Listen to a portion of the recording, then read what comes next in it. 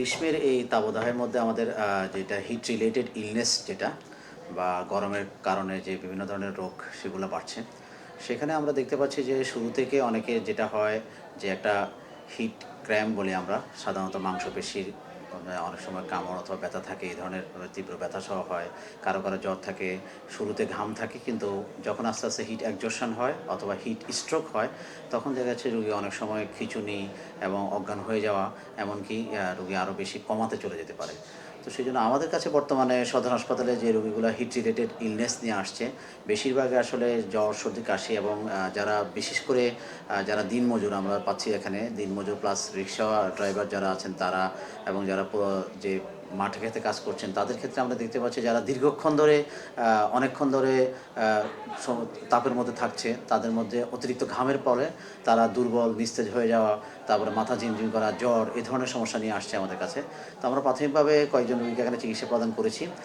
তবে এখনও হিট স্ট্রোকের সরাসরি আমরা ওইভাবে কোনো জটিল কোনো কেস বর্তমানে এখনও সদর হাসপাতালে আসেনি।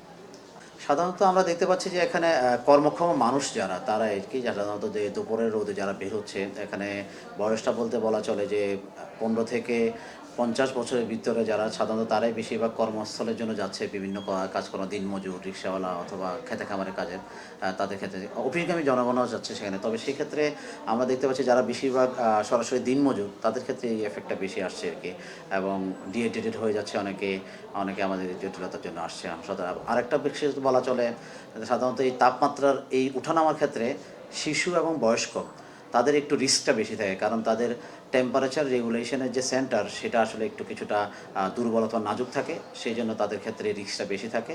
এবং সেই ক্ষেত্রে বাচ্চাদের ক্ষেত্রে আমরা কিছু বাচ্চা পেয়েছি গরম রিলেটেড ইলনেসে, যে পাতলা পায়খানা, ডায়রিয়া, এবং পরবর্তীতে কিছু যে সর্দি কাশির জন্য জ্বর সব কিছু শ্বাসকষ্টের সমস্যা নিয়ে কিছু রোগী ভর্তি হচ্ছে।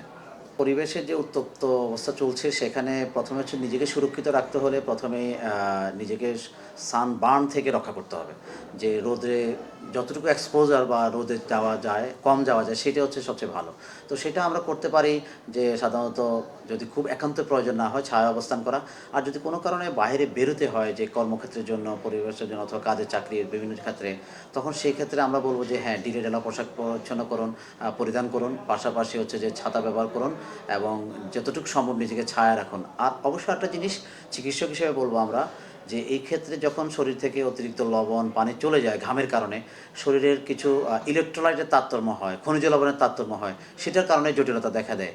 তো সেই ক্ষেত্রে নিজেকে যথেষ্ট পরিমাণ হাইড্রেটেড রাখা, মানে যথেষ্ট পরিমাণ পর্যাপ্ত পরিষ্কার বিশুদ্ধ পানি পান করাটা হচ্ছে যে এখন প্রয়োজন।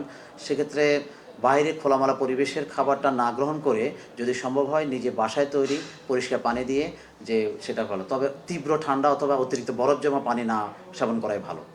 শুরুতে সাধারণত যখন টেম্পারেচার বলা হয় যে পরিবেশের টেম্পারেচার 40 ডিগ্রি, অথবা আমাদের শরীরের ভিতরগত টেম্পারেচার যখন 40 ডিগ্রি সেলসিয়াসের বেশি চলে যায়, তখন কিন্তু সেটা শরীরের বিভিন্ন লক্ষণগুলো দেখা যায়। প্রথমে মাথা ঘোরানো থাকবে, বমি ভাব থাকতে পারে, তারপর হচ্ছে ওগুলো থাকে খিঁচুনি, এবং পরবর্তীতে রোগীটা অজ্ঞান হয়ে কমা হয়ে যেতে পারে, শকে চলে যায় আমরা বলি। পাশাপাশি কিছু শারীরিক কিছু লক্ষণ দেখা দিবে, যে হিট স্ট্রোকের রোগী সাধারণত ঘাম অতিরিক্ত থাকে না, কারণ তার কন্ট্রোল সেন্টার থাকে না। আরেকটা হচ্ছে যে তার প্রস্রাবের পরিমাণ কমে যায়। যে প্রস্রাবের পরিমাণ যখন কমে যায় তখন এটাতে বোঝা যায় যে তার শরীর থেকে অতিরিক্ত পানি ঘামের মাধ্যমে অথবা তার হাইড্রেশন হয় না দেখে, পানি পান করা দেখে চলে যায়, এবং শেষ পর্যন্ত রোগী কিন্তু মানে অজ্ঞান, একদম অজ্ঞান অবস্থাও কিন্তু অনেকে আসে। এই লক্ষণগুলো থাকতে পারে হিট স্ট্রোকের রোগীদের ক্ষেত্রে।